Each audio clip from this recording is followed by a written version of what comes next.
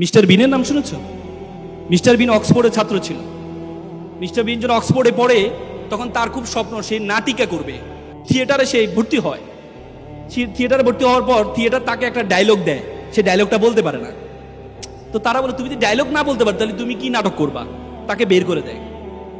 Mister বিন চিন্তা করলো আমি ডায়লগ বলতে পারি না, কিন্তু আমি এমন একটা নাটক আবিষ্কার করব যে নাটকে কোনো ডায়লগ দিতে হবে না।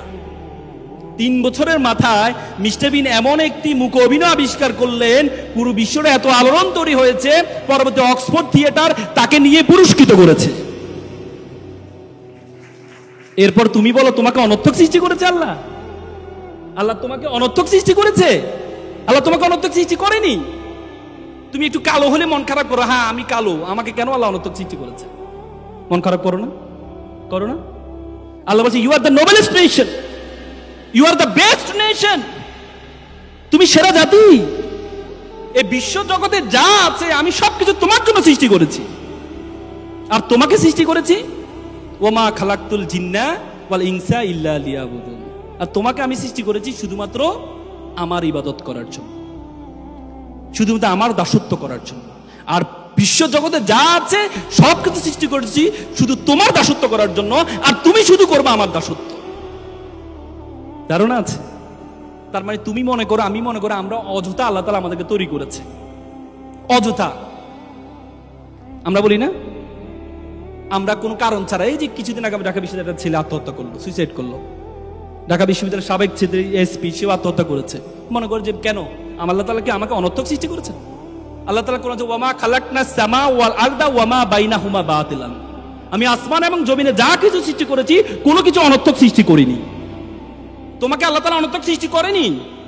তোমাকে এমন একটি কাজের জন্য আল্লাহ তাআলা সৃষ্টি করেছে, সে কাজ পর্যন্ত তুমি যেতে পারো নাই বলেই তুমি মনে করো আল্লাহ তাআলা তোমাকে অনর্থক সৃষ্টি করেছে। একটা ছেলে প্লে বয়, খুব সুন্দর, সবসময় মেয়েরা তার পিছনে ঘুরে। তো পড়াশোনা তো আর করে নাই, সবসময় প্লে বয় ছিল, পড়াশোনা তো আর করে নাই। তো চিন্তা করলো এবার তো বয়স তো পার হয়ে যাচ্ছে, বিয়ে তো করা দরকার।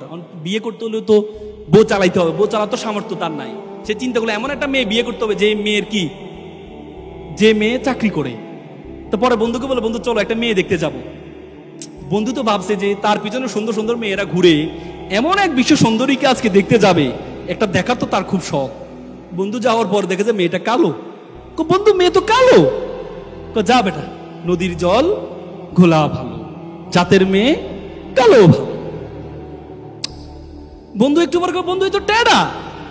যা বেটা, এটা লক্ষ্মী টেডা।